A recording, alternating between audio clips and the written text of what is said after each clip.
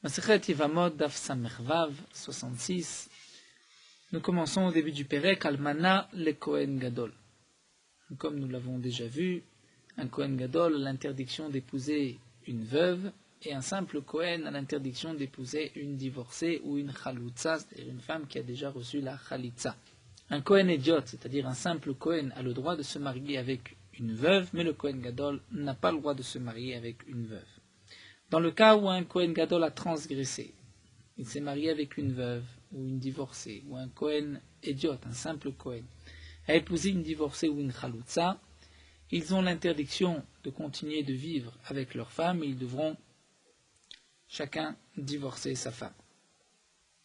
Nous avons dans les biens qu'une femme peut apporter au foyer deux sortes de biens qu'on appelle les nirse milog et les nirse tson barzel. C'est-à-dire, comme nous allons le voir dans la Mishnah et comme Rachid nous l'explique, une femme peut apporter au foyer des biens. On peut imaginer des terrains ou des esclaves, comme nous verrons dans la Mishnah. Donc les biens nirse tson barzel, c'est-à-dire que la femme apporte un terrain et on va évaluer le prix du terrain. On va fixer ce prix, on va le marquer dans la Ketouba. Donc la femme apporte un terrain, en contrepartie, le mari s'engage à rembourser telle ou telle somme, le prix du terrain. En cas de divorce ou en cas de décès, elle prendra des biens du mari. Et donc si ces biens, le terrain a perdu de sa valeur ou a pris de la valeur, c'est le bénéfice ou la perte du mari, puisque le mari, lui, doit rendre le prix du terrain au moment où il l'a reçu. Ça, c'est nirse tson barzel. Nirse milog, dire une femme apporte des biens, elle ne va pas écrire, nous dit Rashi, dans la Ketouba. Elle va garder le capital, le keren, le bien, et le mari va manger les fruits de ce terrain. En cas de divorce ou de décès, donc elle reprend les biens tels qu'ils sont. Si le terrain a perdu de sa valeur, c'est elle qui a perdu la valeur, la différence. Si le terrain a pris de la valeur, c'est elle qui a gagné. De même pour les esclaves. Et pour les esclaves, si c'est un esclave qui est nirse tson barzel, donc le mari s'est engagé à rendre un esclave qui valait tant, ou le prix d'un esclave, si l'esclave est mort, le mari devra rendre la somme qui avait été convenue au début, qui avait été évaluée. Si l'esclave est nirse milog, à ce moment-là, si l'esclave est mort, le mari n'a pas l'obligation de rembourser le prix de l'esclave. Et donc là, nous allons voir une différence à propos de la terouma. Si une femme est mariée à un Kohen, même une fille d'Israël mariée à un Kohen, elle a le droit de manger de la terouma. Le Kohen peut donner à manger de la terouma à sa femme, mais aussi à ses serviteurs, comme nous allons le voir, comme c'est marqué dans le Passouk, puisque c'est kinyan kaspo, l'achat, un kinyan, l'acquisition de son argent. Lorsque la femme du Kohen est une almana pour un Kohen Gadol ou une divorcée pour un Kohen idiot, donc par ce mariage, elle devient chalala. Puisqu'elle devient chalala, elle va perdre son statut de keuna, elle ne pourra pas manger de la terouma. Et donc son esclave aussi ne pourra pas manger de la terouma. Donc, qu'est-ce qu'on considère comme étant, c'est-à-dire qui est l'esclave qu'on considère comme étant l'esclave de la femme? Et donc dans ce cas-là, elle ne pourra pas manger, et dans ce cas-là, l'esclave ne pourra pas manger de terouma puisqu'il est l'esclave d'une chalala. Et qui est-ce qu'on considère comme étant l'esclave du mari du Kohen? Et donc là, l'esclave pourra manger de la terouma même si la femme est une almana, un Kohen Gadol ou une divorcée, un Kohen idiot et qu'elle devient chalala. Et donc la Mishnah va nous dire, si l'esclave est nirse tson barzel, puisque le bien appartient au mari, puisqu'il doit lui rendre la valeur de l'esclave qu'on a évaluée au moment où elle lui a apporté, où elle lui a donné, où elle a rentré dans le couple cet esclave. Donc au moment du mariage. Donc l'esclave appartient au mari. Puisqu'il appartient au mari, il pourra manger de la terouma. Mais si l'esclave est nirse milog, puisqu'il appartient à la femme, le capital reste la propriété de la femme. Si l'esclave meurt, c'est la femme qui a perdu. Donc, puisque la femme est ici halala et qu'elle ne peut pas manger de terouma, elle ne pourra pas aussi donner cette possibilité à son esclave de manger de la terouma. C'est ce que la Mishnah nous enseigne, almana le kohen gadol. Une veuve qui est mariée à un kohen gadol, grusha vechalutza le kohen idiot, ou une divorcée, ou une femme qui a fait chalitza, qui est mariée à un kohen idiot, donc il y a dans tous ces cas-là une interdiction de la Torah. La femme du kohen devient une halala, ichnisalo avde milog, si elle lui a rentré, elle lui a apporté au moment du mariage des esclaves qui sont nirse milog, les biens milog, c'est-à-dire ça reste la propriété de la femme, vavde tson barzel, ou des esclaves tson barzel, comme tson barzel, comme on rapporte ici dans Mesoret Hachas. Rashi nous explique dans Baba Metzia pourquoi on appelle les biens tson barzel, tson, le menu bétail, puisqu'en général l'habitude était de recevoir une béma daka, c'est-à-dire du menu bétail. C'est pour cela donc qu'on appelait tous les biens qu'une femme pouvait apporter et dont on avait évalué la somme, on les appelait tson et barzel, du fer, puisque ça ne bouge pas, c'est comme le fer, elle récupère son bien. Alors le din est le suivant, avde milog lo yuchlu bateruma, les esclaves qui sont nirse milog ne mangeront pas de terouma puisqu'ils appartiennent à la femme, et la femme est une halala, mais avde tson barzel, puisqu'ils appartiennent au mari, Yochlu, ils pourront manger de la terouma. Velouen avdemilog, la Mishnah vient nous expliquer qui est-ce qu'on considère comme étant un esclave. Avdemilog, c'est immetu metula. Si l'esclave meurt, il est mort pour elle, c'est-à-dire c'est la femme qui perd. Vimotiru otirula. S'il y a un bénéfice, ils ont pris de la valeur, c'est pour la femme. Ça c'est nirse milog. Bien que le mari a lui l'obligation de les nourrir, mais Arelu le Echlo Betrouma, ils ne mangeront pas de la terouma puisqu'ils sont la propriété de la femme. Velouen appelé Tson Barzel, voici les esclaves qui sont appelés Tson Barzel, c'est Immetu Metulo, Vimotiru Otirulo. Si les esclaves sont morts, ils sont morts pour lui, puisque lui s'est engagé à rendre la somme, la valeur de l'esclave au moment du mariage, Vimotiru, s'ils ont pris de la valeur, c'est pour lui. Et donc, Oil Vochav Achiyutam, puisque lui a l'obligation de les rembourser en cas de perte, en cas de mort ou en cas d'évaluation, ils pourront manger de la terouma puisqu'on considère que ces esclaves sont les siens. Et la Gemara nous expliquera bien sûr toute cette Mishnah. Bat Israël sheniset la Kohen. Dans une fille Israël qui est mariée à un Kohen, vichnisalo avadim, et elle a apporté au Kohen des esclaves. Donc là, il ne s'agit pas d'une almana ou d'une grusha, il s'agit d'une fille d'Israël mariée à un Kohen, donc elle a le droit de manger de la terouma grâce à son mari une fois mariée, et elle lui a apporté des esclaves, ben avdemilog, ben avdetson barzel, achelo yuchlo beterouma. Donc là, dans ce cas-là, que ce soit des esclaves milog ou tson barzel, ils pourront manger de la terouma, puisque elle n'est pas halala, même si avdemilog reste les esclaves de la femme, puisque le capital appartient à la femme, ils pourront manger de la terouma, puisque elle a le droit de manger de la terouma, elle pourra faire manger à ses esclaves de la terouma. Dans le cas inverse, bat Kohen sheniset l'Israël, une fille Kohen, qui avait le droit de manger de la terouma chez ses parents, qui est mariée à un Israël, vichnisalo avadim, et elle lui a apporté des esclaves, ben avde milog, ben avde tson barzel, que ce soit des avadim, des esclaves milog ou tson barzel, là dans ce cas-là, lo yochlu baterouma, ils ne mangeront pas de terouma, étant donné que la bat Kohen est mariée à Israël, elle ne peut plus manger de terouma. Alors la Gemara va reprendre ce din, et la Gemara pose la question suivante, est-ce que vraiment l'esclave Avde Milog ne peut pas manger de terouma? Amaï, pourquoi? Pourquoi ne peuvent-ils pas manger de terouma? Donc dans le cas où il y a eu un mariage interdit pour un Kohen, c'est vrai que la femme du Kohen est halala, c'était une divorcée ou une chaloutza, un Kohen idiot, ou une veuve, un Kohen gadol. Donc elle devient halala, elle ne pourra pas, elle, manger de la terouma. Mais pourquoi l'esclave Avde Milog ne peut pas manger de terouma? Nous avons dit parce que c'est la propriété de la femme, puisqu'elle est halala, les esclaves ne mangeront pas. Mais demande la Gemara, pourquoi? Amaï, levek et kinyano chez kana kinyan. On devrait dire que l'esclave peut manger de la terouma, puisqu'il est comme kinyano, l'acquisition chez kana kinyan, qui a acquis une autre acquisition, c'est-à-dire d'Etania, nous avons une braïta. Minaim le Kohen shenasa isha. D'où est-ce qu'on sait, nous dit la braïta, que si un Kohen a épousé une femme, vekana avadim, ou bien il a acheté des esclaves, chez yochlu baterouma, que la femme du Kohen ou l'esclave peut manger de la terouma, chez Nehemar, parce que c'est marqué, ve Kohen ki yikne nefesh kinyan kaspo ou yochalbo. Nous dit la Torah, un Kohen qui a fait une acquisition d'une âme par son argent, hu yochalbo, il pourra manger de la terouma. Donc un esclave d'un Kohen, c'est l'acquisition kinyan kaspo du Kohen, pourra manger de la terouma. La femme du Kohen, c'est aussi par un kinyan, elle devient sa femme, elle pourra manger de la terouma. Et la Braïta continue. Uminaim leisha shekanta avadim, la femme du Kohen, qui est elle-même kinyan kaspo du Kohen. D'où est-ce qu'on sait que si elle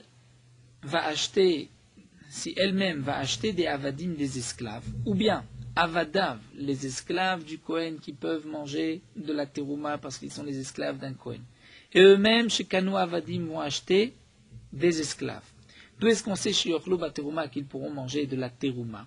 Donc l'esclave du Kohen va acheter un esclave, la femme du Kohen va acheter un esclave. D'où est-ce qu'on sait qu'ils peuvent manger de la terouma?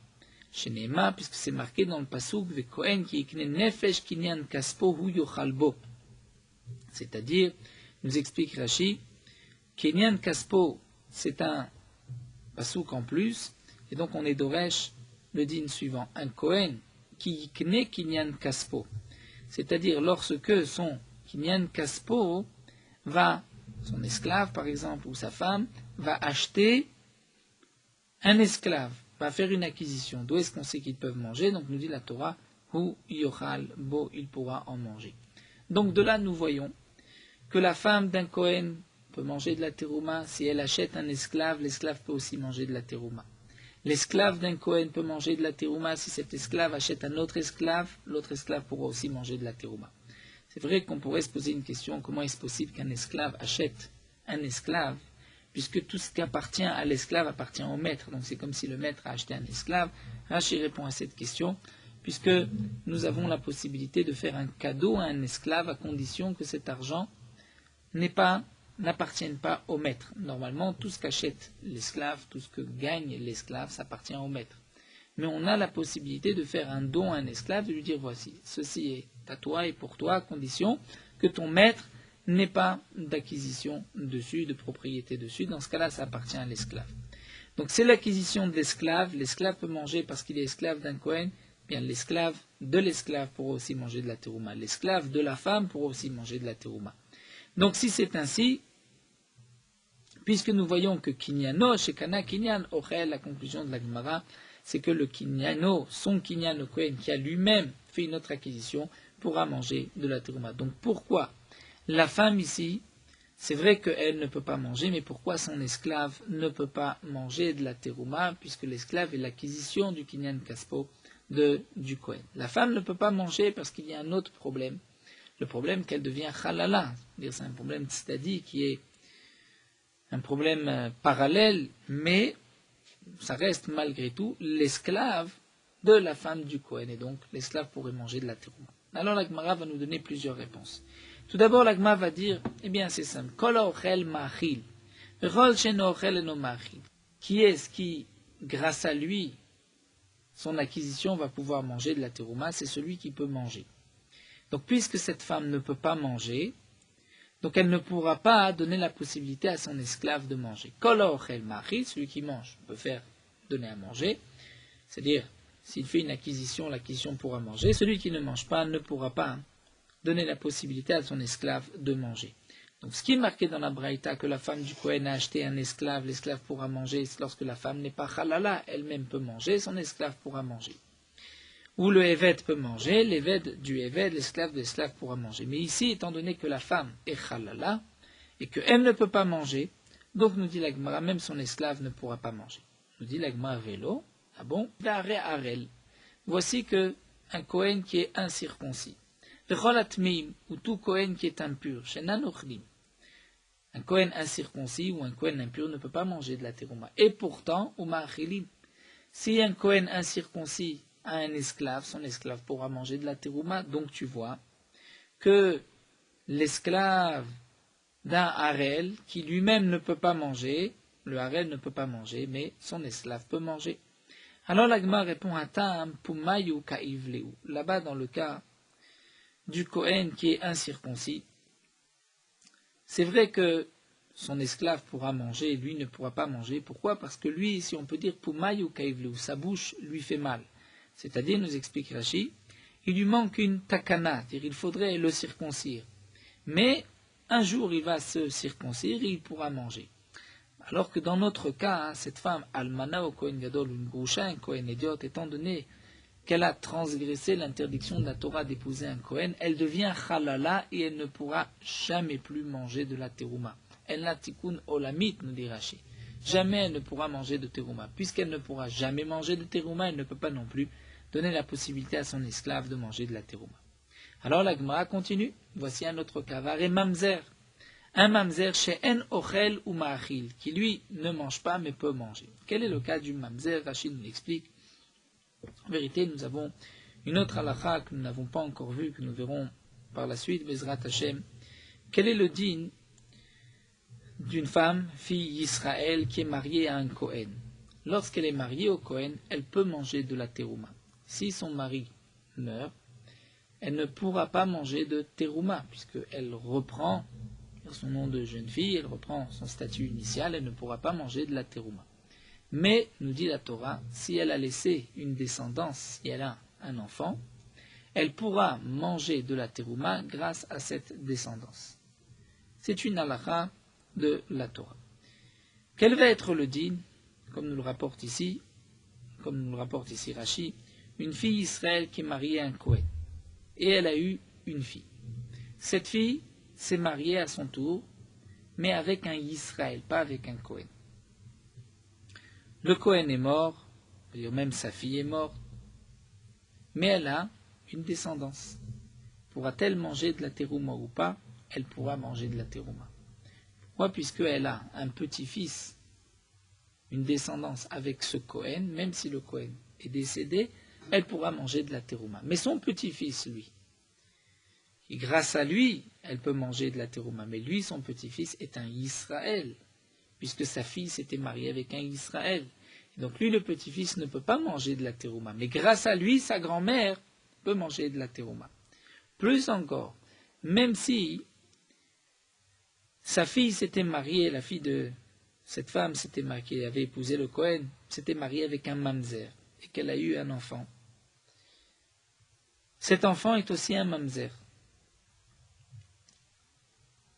Lui ne pourra pas manger de la terouma, il est Israël, mais sa grand-mère pourra manger de la terouma grâce à lui. C'est exactement le même cas que ce soit un mamzer ou un Israël.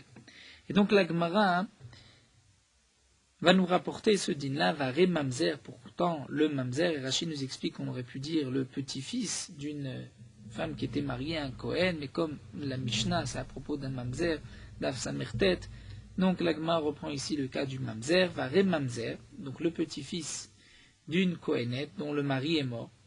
Chez Enochel, lui, ne pourra pas manger de terouma, puisque lui est un Israël, ou ma'achil, et pourtant, grâce à lui, la grand-mère peut manger de la terouma, puisqu'elle était mariée à un Kohen. Le Kohen est mort, mais elle a eu une descendance. Donc nous voyons que même celui qui ne peut pas manger, malgré tout, peut donner la possibilité à un autre de manger. Donc de même, la femme, la divorcée au Kohen idiot, ou la veuve au Kohen gadol, qui est halala, elle ne peut pas manger de terouma, mais son esclave devrait pouvoir manger de la terouma. Donc même Nirsemilou devrait manger de la terouma.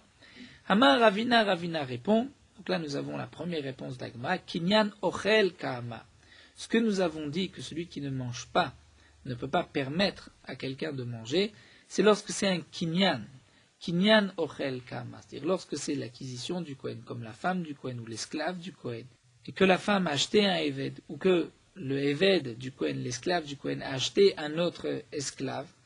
Dans quel cas l'esclave de l'esclave ou l'esclave de la femme peuvent manger de la terouma? C'est si la première acquisition du Kohen, donc la femme ou l'esclave du Kohen, Kinyan Ochel, que lui mange Kahama. Kinyan Ochel Machi, lui pourra permettre à son Eved de manger chez Ochel, mais s'il ne mange pas Eno Machi. C'est-à-dire que Ravina vient répondre, c'est vrai qu'on ne peut pas appliquer cette règle dans tous les cas. On ne peut pas dire que seulement celui qui mange peut permettre à un autre de manger. La preuve, le petit-fils, le mamzer, là, le petit-fils d'une femme mariée à un Kohen, lui ne peut pas manger, mais la grand-mère peut manger de la terouma. Mais dans le cas de cette braïta, où nous avons vu que l'acquisition d'un Kohen, qui a fait une autre acquisition, permet à cette deuxième acquisition de manger de la terouma, ça c'est seulement lorsque la première acquisition du Kohen peut elle-même manger de la terouma. Donc, la réponse de Ravina est la suivante. L'esclave Avdé Milog, qui appartient à la Halala, cette femme qui a transgressé, qui elle ne peut plus manger de terouma, lui, l'esclave ne pourra pas non plus manger de la terouma, puisque le kinyan du Kohen, qui est la femme du Kohen, ne peut pas manger, donc elle ne permettra pas au kinyan du kinyan de manger de la terouma. Ça, c'est la première réponse de Ravina. Rava va donner une autre réponse. Rava va nous dire qu'en vérité, c'est vrai. La femme du Kohen est halala, elle ne peut pas manger de la terouma. Son esclave, Nirse Milog, c'est elle qui a une propriété sur cet esclave, sur le capital de l'esclave, sur le keret, peut manger de la terouma minatora, midoraita, michenachli. Seulement c'est les chachamim qui ont interdit à ce éved, à cet esclave de manger. Pourquoi? Pour qu'elle puisse dire Ani ochelet, moi je ne mange pas. Avdi enanochlim, avadai enanochlim, mes serviteurs ne mangent pas non plus. Zonahi etzlo. Donc le Kohen, sa femme, vont se dire, puisqu'elle ne peut pas manger, ses esclaves ne peuvent pas manger, donc c'est comme si elle n'était pas mariée avec un Kohen. Donc le Kohen va ressentir comme si c'est une zona, aussi une concubine, qui vit avec lui, et donc il karaté la fouquée, par cela le Kohen va ensuite la divorcer, la renvoyer, et puisqu'il s'agit d'une veuve, un Kohen Gadol, ou d'une divorcée, un Kohen idiote, il y a une interdiction de la Torah, donc on essaye d'encourager, de faire en sorte que le Kohen puisse la divorcer. Donc on va interdire à son esclave de manger, afin qu'il se pose des questions, de dire tiens, elle ne mange pas, son esclave ne mange pas, donc ça nous montre bien qu'elle n'est pas mariée au Kohen, donc le Kohen voudra la renvoyer. Troisième explication, c'est Ravashi qui nous la donne. Ravashi amar gzera shema ta'achil lachar mita. Ravashi nous dit gzera shema ta'achil lachar mita. En vérité, on maintient que l'esclave Avdé Milog de la femme Halala du Kohen peut manger de la terouma minatora. Seulement les chachamim ont fait une gzera et ont interdit à cet esclave de manger shema ta'achil lachar mita, de peur qu'elle va continuer à lui donner à manger, même la harmita après la mort du mari du Kohen. Et donc, puisque il y a un risque qu'elle va lui donner à manger à Nirse Milog après la mort du mari, donc on va interdire même du vivant. Et Rashi nous explique pour les esclaves Tzon Barzel, on ne fera pas de Gzera. Pourquoi? Parce qu'on comprend bien maintenant pourquoi le Avdé Tzon Barzel peut manger, c'est parce que c'est la propriété du mari. Donc si le mari meurt, c'est sûr qu'ensuite elle ne lui donnera pas à manger de la terouma. Mais dans le cas où cette femme a des Nirse Milog, la halala, la veuve au Kohen Gadol, ou la divorcée au Kohen Idiot, et que ce Eved Milog mange grâce à elle, on craint qu'après la mort de son mari, elle continue à lui donner à manger de la terouma, et ça c'est sûr que après la mort du mari, il ne pourra pas manger l'esclave, puisque ce n'est plus le kinyan du Kohen. Et la Me'ata, alors nous dit la Gemara, c'est ainsi, Bat Israël Shiniset la Kohen. Dans le cas de la Mishnah que nous avons vu, une fille Israël mariée à un Kohen. Nous avons vu que aussi bien Nirse Milog que Nirse Tzon Barzel pourront manger de la terouma, étant donné que si c'est Nirse Tzon Barzel, peuvent manger de la terouma grâce au Kohen. Si c'est Nirse Milog, ils peuvent manger de la terouma grâce à la femme qui, elle, n'est pas interdite au Kohen, qui elle-même peut aussi manger de la terouma. Alors demande la Gemara, on devrait dire que l'otachil, que malgré tout, dans les Nirse Milog, on ne devrait pas lui permettre à cette fille Israël mariée à un Kohen de donner à manger à ses esclaves de la terouma, parce qu'elle risque de continuer à donner à manger aux esclaves la terouma même après la mort de son mari. Alors la Gemara reprend et nous dit la Ravashi, voici ce que Ravashi a voulu dire, almana kohenet. On parle en vérité d'une almana qui était kohenet, qui était fille Kohen. Et nous explique Rashi qu'il s'agit du cas suivant. Une fille Kohen, donc avant de se marier, elle mangeait de la terouma chez ses parents. Lorsqu'elle s'est mariée avec un premier mari, elle n'a pas mangé de terouma, on va dire que c'était un Israël. Ensuite, son mari est décédé, puisqu'il s'agit d'une veuve, d'une almana. le mari est décédé et elle ne mangeait pas du vivant de son mari. Une fois que le mari est décédé, elle va retourner chez ses parents, dans le cas où elle n'a pas eu de descendance, et elle pourra manger de la terouma chez ses parents. Maintenant, cette veuve se marie avec un Kohen Gadol. Elle se marie avec un Kohen Gadol, elle est halala, et elle a apporté au foyer des Nirsé Milog, des esclaves Nirsé Milog, dont le Keren reste à elle, lui appartient. Dans ce cas-là, nous dit Ravashi, on ne peut pas lui permettre de donner à manger de la terouma à ses esclaves. Pourquoi? Parce qu'elle va par la suite se tromper, enseigner une halakha qui n'est pas juste. Elle va dire ainsi, elle va se dire au début, c'est-à-dire lorsqu'elle était veuve du premier mari, donc elle est retournée chez ses parents, et elle avait des esclaves Nirsé Milog. Les esclaves vont aussi manger de la terouma, puisque elle est fille Kohen, et ses esclaves lui appartiennent. Et donc, elle va donner à manger de la terouma à ses esclaves. Mais ensuite, Insevele, elle va se dire, Insevele Leaï, lorsque je me suis mariée avec ce Kohen Gadol, Achle Bitrouma, des Gavraï, ils ont continué à manger de la terouma, et cette fois-ci même grâce au mari. Puisque elle est devenue halala en se mariant au Kohen Gadol, donc elle ne pouvait plus, grâce à elle, ses esclaves ne pouvaient plus manger de la terouma, mais ils ont pu manger de la terouma malgré tout, si on leur permet, comme était la question de l'agma, de manger de la terouma grâce au mari, puisque c'est l'acquisition de l'acquisition du mari. Et donc lorsqu'ensuite le mari va mourir, elle va penser qu'elle peut continuer à leur donner à manger, elle va dire maintenant je reviens au statut initial, c'est-à-dire comme elle était chez ses parents, et elle va vouloir donner à manger de la terouma à ses esclaves. Seulement veloyada, elle ne va pas savoir qu'entre-temps, son statut à elle a changé. Lorsqu'elle était juste veuve et qu'elle était retournée chez ses parents, elle n'était pas halala. Donc ses esclaves à elle pouvaient manger grâce à elle. Lorsqu'elle s'est mariée au Kohen Gadol, elle est devenue elle halala, mais ses esclaves pouvaient manger grâce à son mari, Kohen Gadol. Lorsque le Kohen Gadol meurt et qu'elle se retrouve veuve, elle va penser donner encore à manger à ses esclaves. Mais cette fois-ci, ce n'est plus par le mari, c'est par elle, mais elle est maintenant halala. Puisqu'elle est halala, elle n'a plus la force, n'a plus la possibilité, elle a perdu sa keuna, même sa keuna, dire de sa famille, de la famille de son père, de la maison de son père, et donc ses esclaves ne pourront pas manger. Et donc nous dit la Gemara, Velo Yada, elle ne va pas savoir des Mikaralo Shavital et Nafshe halala au début, lorsqu'elle était donc veuve du premier mariage et qu'elle est retournée chez ses parents, elle n'était pas halala, et donc c'est pour cela que ses esclaves pouvaient manger.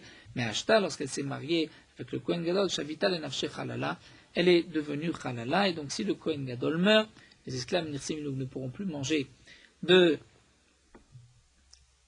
terouma, et elle risque de continuer à leur donner de la terouma. Tinar almana kohenet, l'agma dit, mais tout ceci est valable si c'est une almana qui était kohenet, qui était fille Kohen. Mais almana bat Israël, une almana, une veuve qui était fille Israël, qui s'est mariée maintenant avec un Kohen Gadol, qui n'avait pas auparavant mangé de la terouma chez ses parents, puisque son père n'était pas Kohen. Donc là, Maïka le Memar, pourquoi on ne permettrait pas à son esclave, Nirsé Milog, de manger de la terouma tant qu'elle est mariée au Kohen, puisque c'est sûr qu'ensuite, elle ne va pas se tromper, puisque lorsque le mari est mort, elle ne mange pas de terouma, elle ne peut pas revenir à la maison de son père, puisque son père n'est pas Kohen. Alors l'Agma répond, Balmenuta lo pligi rabanan. En vérité, à propos d'une almana, les Chachamim n'ont pas fait de différence si c'était une almana qui était fille Kohen ou une almana fille Israël. Et donc c'est pour cela que dans tous les cas, les Chachamim ont dit une almana qui mariait un Kohen Gadol, les Nirsé, les esclaves Nirsé Milou ne pourront pas manger de terouma. Donc là nous avons terminé avec l'explication de la Mishnah. Une veuve mariée à un Kohen Gadol ou une divorcée mariée à un Kohen Idiot. Les esclaves Nirsé Milog qui appartiennent à la femme ne pourront pas manger de la terouma. et les esclaves Nirsetson Barzel qui appartiennent à l'homme, puisque l'homme s'est engagé à rendre la contrepartie, la somme de ses esclaves, eux pourront manger de la terouma. Et la Mishnah nous a expliqué, et la Gemara nous a expliqué pourquoi les esclaves milog ne peuvent pas manger de terouma. Donc ou bien, comme nous l'a enseigné Ravina, puisque c'est seulement un kinyan du Kohen, donc la femme du Kohen qui elle-même peut manger de la terouma, elle peut permettre à ses esclaves de manger de la terouma, et là elle est halala, elle ne peut pas manger. Ou bien comme nous l'a dit Rava Minatora, c'est vrai que l'esclave peut manger, mais les Khamim ont fait une xéra afin que le mari divorce de cette femme qui lui est interdite. Et d'après Ravashi, on parle que les Khamim ont fait une xéra à cause de la almana qui était fille Kohen, qui risque dans ce cas-là de se tromper, et même après la mort du mari, de continuer à donner à manger à ses esclaves, ses milog, de la terouma. La Gemara continue avec une autre question. Itma. Amachneset shum lebaala. Une femme qui a rentré, shum, dire une évaluation, elle a apporté un ustensile, elle a apporté un esclave. On va prendre le cas d'un ustensile. On a évalué cet ustensile lorsqu'elle s'est mariée. Le mari s'est engagé à rembourser le prix de cet ustensile au moment du divorce. Et donc le divorce est arrivé, hi omeret, elle dit, Keli aninotelet, je veux reprendre le Keli. Veu omer, elle lui dit, non, damim aninoten, moi je donne la valeur, le Keli, je le garde, étant donné que j'avais pris sur moi la responsabilité de rendre le prix du Keli, que le Keli est perdu de sa valeur, ou gagné, augmenté, dans tous les cas je devais rendre la valeur du Keli. Donc maintenant, le Keli m'appartient, je ne donne que la valeur du Keli. Qui est-ce qui va avoir gain de cause? Adin imi. Le din, c'est avec qui? Qui a raison? Rabbi Uda Omer, et là nous avons une marloquette. Rabbi Uda dit Adin ima. C'est la femme qui a raison, elle peut reprendre son Keli. Ravami Amar, Adin imo. Ravami dit non, le mari a raison. Lui pourra garder le Keli et il donnera la valeur du Keli. Et la Gemara va expliquer Rabbi Uda Maradinima Mishum Shvach Betavia Dida.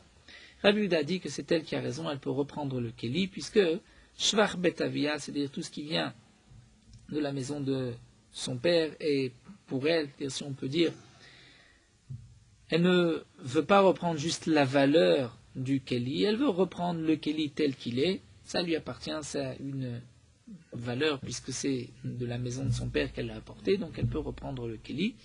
Et Rabbi Ami Amar, Adinimo, c'est lui qui a raison, le mari. Pourquoi? Kevan de Amamar immetu metulo v'motiru tirulo, puisque nous avons vu dans la Mishnah que Nirsetson Barzel, si les esclaves sont morts, c'est le mari qui a perdu. S'ils ont gagné de leur valeur, c'est le mari qui a gagné. Donc, oil v'chayv achiyutan yuchlu, puisque le mari a eu un chiyuv, une obligation de rembourser la différence si le bien a perdu de sa valeur, ou si l'esclave est mort, donc yuchlu, ils pourront manger de la terouma.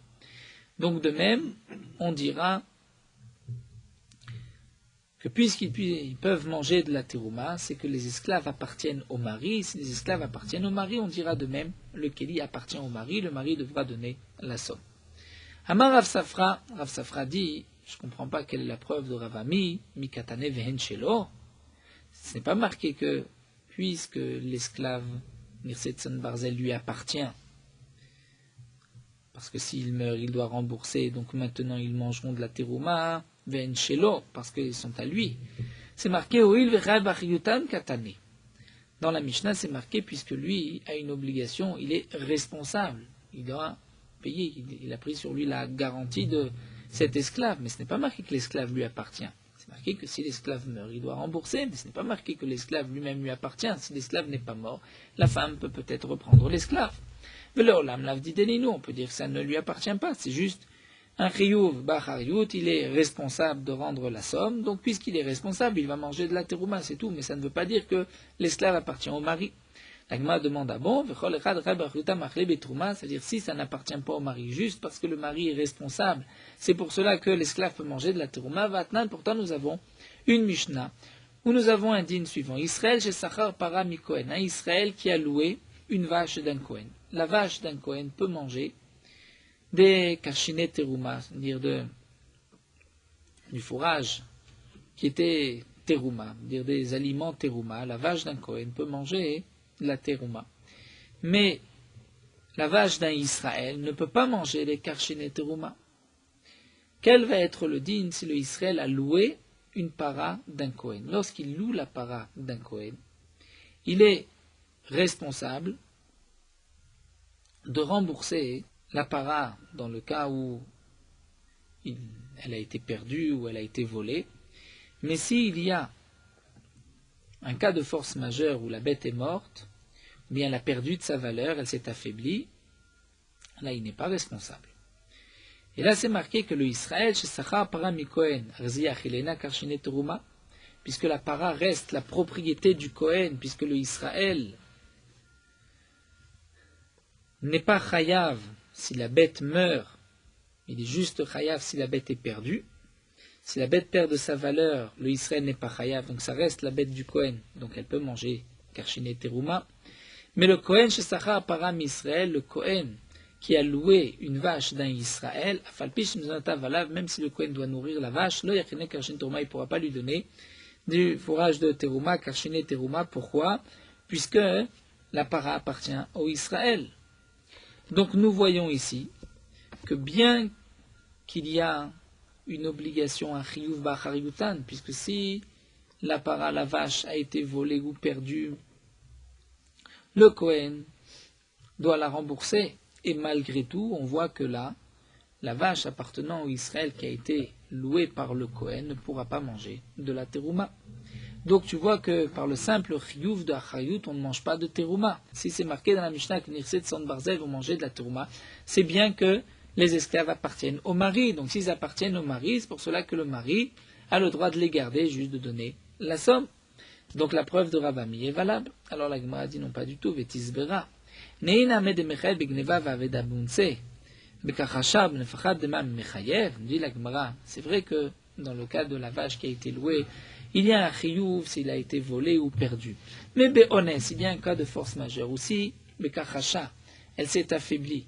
Benifrad dame, elle a perdu de sa valeur. Mimechayev, est-ce que là le Kohen doit payer? Il ne doit pas payer. Donc c'est pour cela qu'elle ne pourra pas manger de la terouma. Mais halodamia, le cas du Eved Tzon Barzel, où là il y a une obligation, un chiyuv b'achariyut, que si le Eved meurt, il doit rembourser, s'il a perdu de sa valeur, il doit rembourser.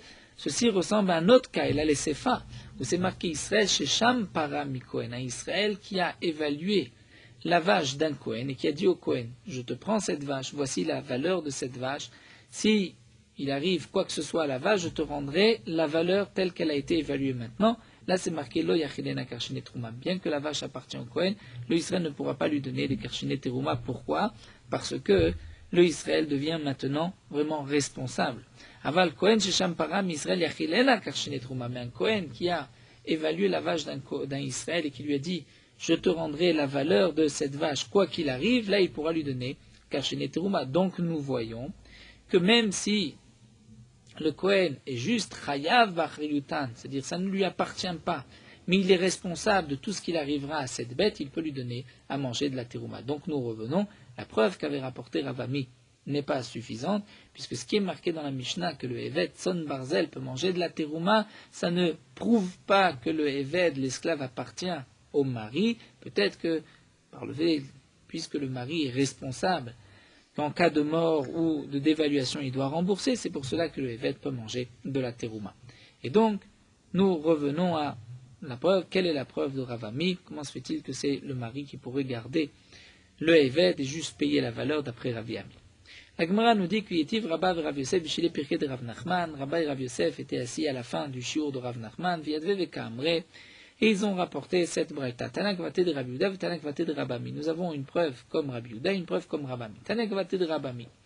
Rav Ami qui a dit que le mari peut garder l'esclave et juste rembourser la somme du Eved. Avdet Tzon Barzel, c'est marqué Yotzin Beshen Va'in, le Ish Aval Leisha.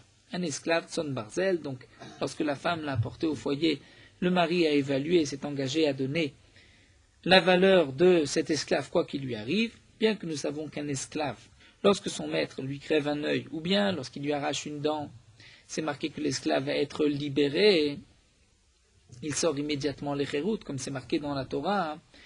Mais là, qui est le propriétaire de cet esclave? C'est marqué les ish avalo leisha. Il sort si c'est le mari qui lui a arraché une dent, mais pas si c'est la femme.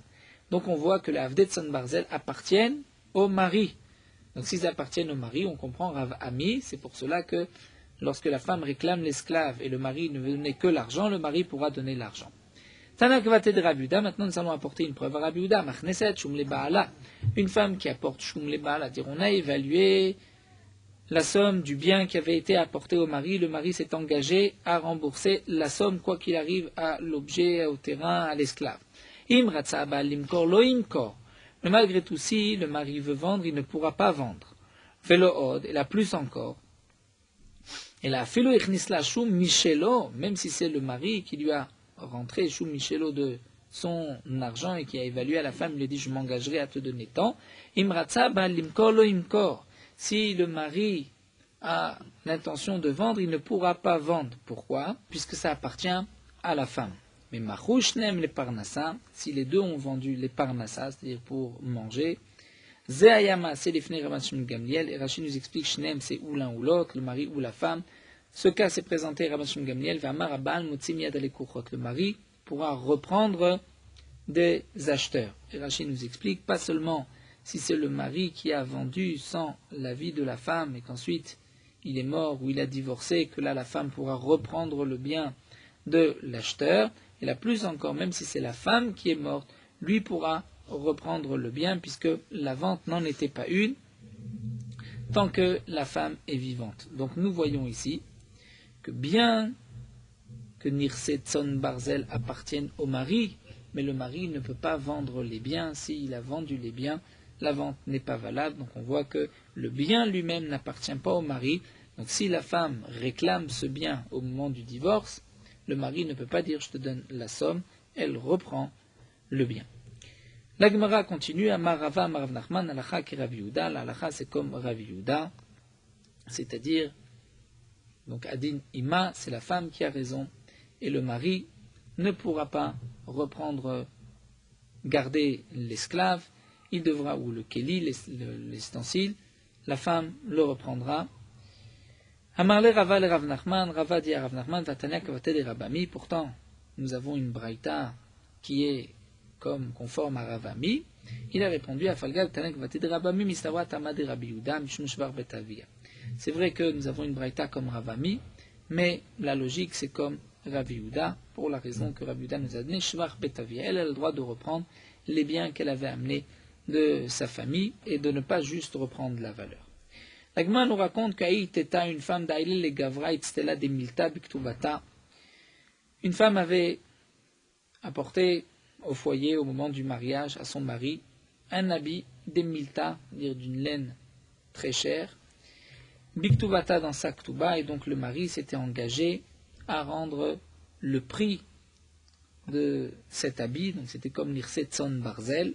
Shachiv, le mari est mort, donc la femme voulait reprendre le bien, Shakloua Yatme ou Parsua Mitna, mais les Yetomim, les orphelins, ont pris l'habit et l'ont posé sur le mort. Et nous avons une halakha que tout ce qui est posé sur le mort, c'est Asur Be'ana'a.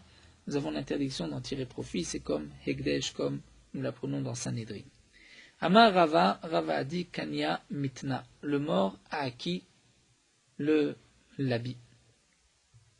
Amarle, Nanae Bere de Rav Yosef, Bere de Rava le Rav Kana.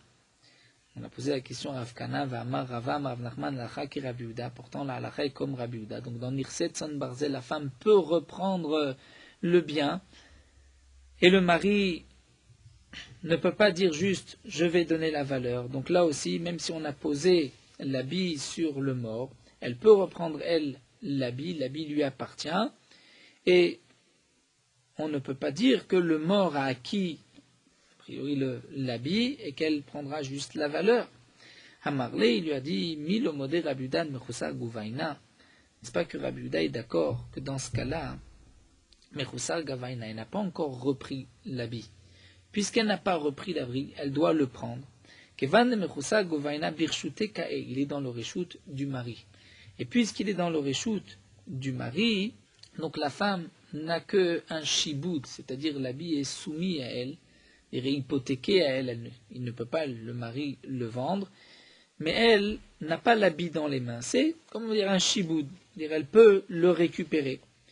Et puisque ce n'est qu'un shibud, une sorte d'hypothèque, eh bien Rava l'étamé, nous avons vu que Rava pense, Damar Rava Ekdesh, Chametz, Veshichur, Mafkim ide shibud, que le Ekdesh ou Chametz ou Shichur vont enlever un shibud, c'est-à-dire, dans le cas, nous explique Rachid, d'un non-juif qui a prêté de l'argent à Israël et que le Israël a laissé son Chametz chez le non-juif, après Pessah, le Chametz, nous avons l'interdiction d'en tirer profit. Pourquoi? Puisque l'interdiction du Chametz va enlever le shibud du Goy. Le Goy a une hypothèque sur le bien. Eh bien, le Chametz va l'enlever et le Chametz est considéré comme le Chametz du Israël qui a passé Pessah. Nous avons l'interdiction d'en tirer profit. Veshichur, donc Rachid nous explique qu'un Israël qui a soumis, qui a hypothéqué son esclave à un Baal Chov, à son créancier, celui qui lui avait prêté de l'argent, et ensuite il a libéré son esclave, eh bien, l'esclave va être libéré, et celui qui a prêté de l'argent a perdu cette hypothèque, puisque le shichur enlève le shibud. Donc nous avons vu Chametz et shichur, et Hekdesh, qui est le cas donc, que nous avons vu, comme par exemple le mort. Ce qui a été posé sur le mort, c'est comme un Hekdesh, donc le shibud, ce que la femme pouvait récupérer, elle l'a perdu. Amar Rabbi Yehuda nous dit,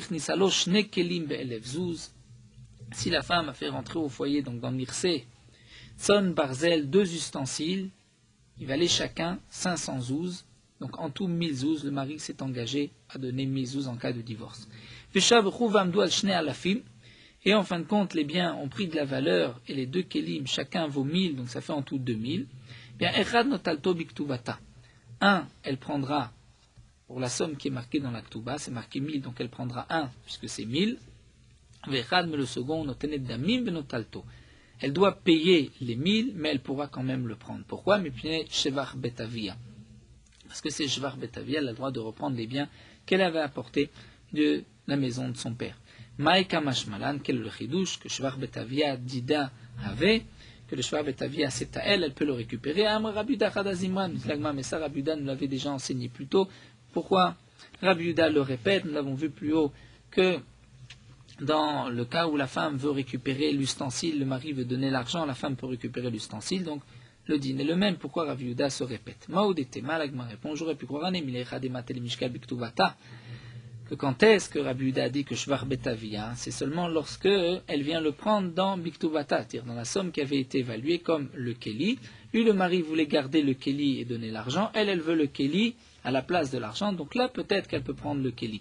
Mais ici, où elle avait déjà récupéré les 1000 zouz par le premier Keli, et donc mitandame ou mishkalo, de donner de l'argent et de pouvoir reprendre le Keli, ça peut-être qu'elle ne pouvait pas, kamashmala, donc Rabbi Yehuda vient nous enseigner que là aussi, elle pourra le garder et le reprendre mipnei shvar betavia. Nous allons arrêter là. Norota halacha daf samech vav. À l'époque, Beth Amikdash, lorsqu'il y avait encore le fil d'azur, le trelet, les Chachamim avaient institué que la kricha du gdil, c'est-à-dire cette partie où on va enrouler un fil sur les autres, il n'y ait pas moins de 7 rouliotes qui correspondent aux 7 cieux, étant donné que le trelet, le bleu, ressemble au ciel. Les Chachamim aussi ont institué de faire un double nœud entre chaque roulia pour qu'on puisse faire une distinction entre une roulia et une autre. Aujourd'hui, nous n'avons pas de trelet, donc on ne doit pas faire attention à ce nombre de rouliotes ni le nombre de nœuds qu'il y a entre les rouliotes. Malgré tout, le minag, dans tout Israël, depuis déjà de nombreuses années, depuis des centaines d'années, c'est de faire 5 nœuds, c'est-à-dire 5 doubles nœuds, et entre chaque nœud, des rouliotes, donc il y a 4 espaces, 4 rouliotes, comme c'est marqué, pour item oto ou zachartem et kol mitzvot Hashem. On verra les tzitzit et on se souviendra de toutes les mitzvot d'Hashem. Et de cette manière, on va se rappeler toutes les mitzvot, on se rappellera d'Akadosh Baruch Hu, comme nous allons le voir. La gematria, donc tzitzit, c'est 600, puisque le tzaddik, la valeur numérique, c'est 90, le yud, c'est 10, 90, 10 et 400, on donne 600. Les 8 fils et les 5 nœuds, c'est encore 13, qui fait en tout 613, légion 613 mitzvot. Les 5 nœuds sont aussi un remez, parce que Grâce à ces 5 nœuds, on va se rappeler les Chamisha Chumshei Torah, les 5 livres de la Torah. Et chaque nœud, étant donné qu'il est fait d'un nœud sur un autre, donc ça fait en tout 10, c'est aussi un remèze aux 10 sphirot d'Akadosh Baruch Hu. De plus, il y a un autre remèze rapporté dans les poskim, c'est que les 10 nœuds et les 16 fils, puisqu'il y a 4 fils sur chaque coin du talit, tout ceci nous donne le chiffre de 26, comme le Shem Havaya d'Akadosh Baruch Hu.